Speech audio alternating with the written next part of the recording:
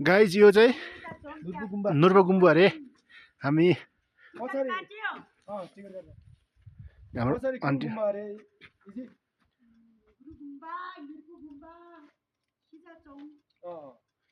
यस्तो पुग्यो अरू चाहिँ त्यस्तै गाइजहरू अब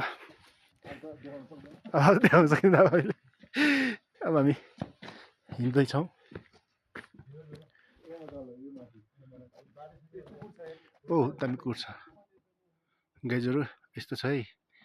पुरै पहाडको भित्तामा गुम्बा हाम्रो गाइज उता पुगेछ हाम्रो गाइजहरू चाहिँ भने हामी तपाईँहरूलाई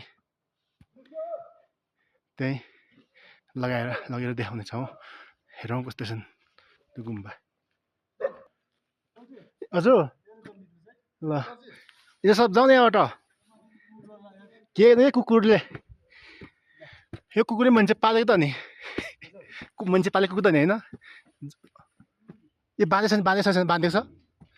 हँसौली ए बाँधेको त खासै डराउनु पर्दैन यत्रो लामोसँगले बाँधेछ कुकुरले हेर्नु न नमस्कार गरेर यसलाई लेखेँ म अघि मलाई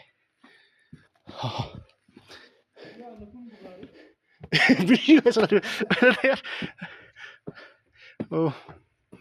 फाइनली ओ यो गुफा है यस्तो छ अम्म माथि होइन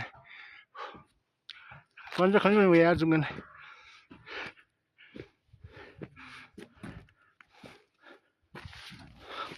ओ मनै पेमे हुङ्री ओ मनै पेमे हुङ भन्थ्यो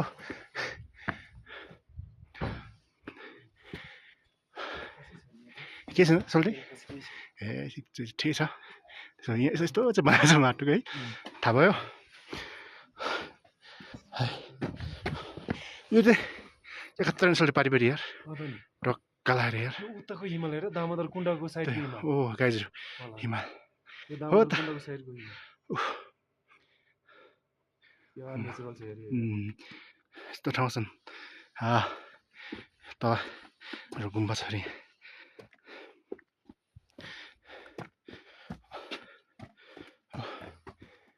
ए हामी खोल्नु पर्ने हो जचेपल ओ माई गड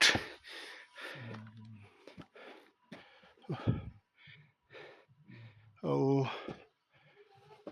ठाउँ दामी ठाउँ छ त्यो चाहिँ सब रुम रहेछ है सुत्ने रुम गुम्बा भनेको रुममा परेछ लामाहरू सुत्नु रहेछ यहाँ चाहिँ दामी छ फेरि हेर्नु यस्तो छ उहाँ सब बिरै बिर हो यस्तो बिर छ कि फेरि बिरको मुनि चाहिँ हेर्नुहोस् त यस्तो रुमहरू छ दामी छ हल्का जस्तो देखेछ यो ठाउँको इन्जे सर के भयो तपाईँलाई लिक लाग्यो है धमा सर लिक लागेको छ हो गाह्रो छ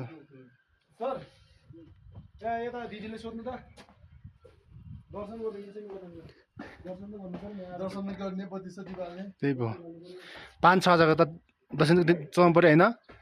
गुम्बामा आएपछि हो यो चाहिँ बढेन है गाइजहरू होइन भिरको मुनि यस्तो छ यार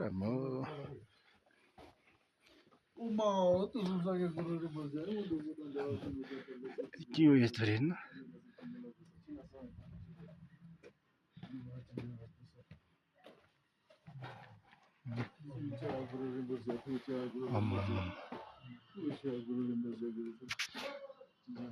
हजुर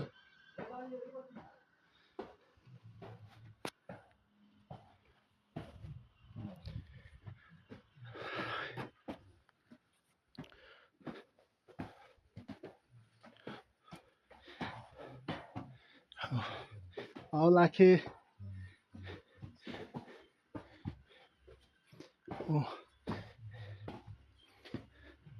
ओ हामीले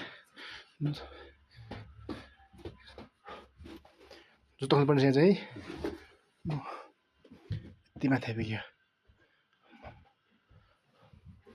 यो रुम गाइजहरू भिरको मुनि यस्ता रुम छन् हाम्रो साथीहरू डोक्दै हुनुहुन्छ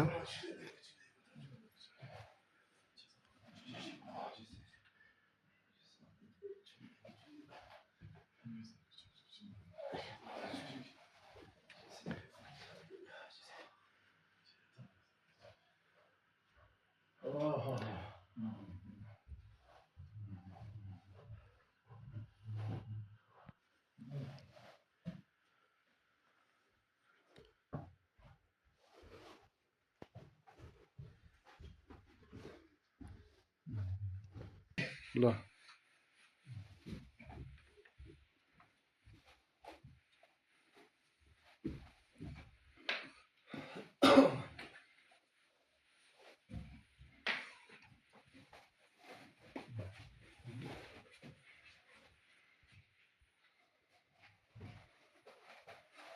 इन्जिनियर कहाँ हो मैले चौकी मारेको यो चाहिँ गाई चाहिँ पुरानो सामान रहेछ भने हाम्रो साथीहरू निस्किरहेको छ हाम्रो इन्जिन यो सब माटोको सर 500 चरानी के हुँदैन त 500 रुपियाँ कहाँ गएछ 500 नोट यस्तो सायद पुरानो पस्तो हुनसक्छ है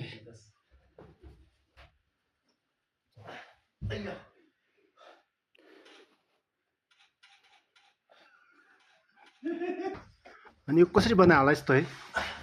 भिरमुनि त्यो पनि यार कति वर्ष लाग्यो बनाउन कोचिङ गरेछ है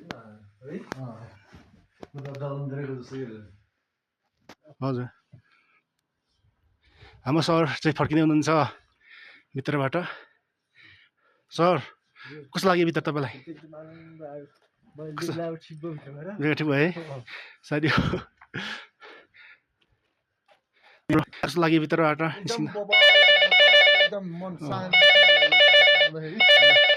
भन्ने आइरहेको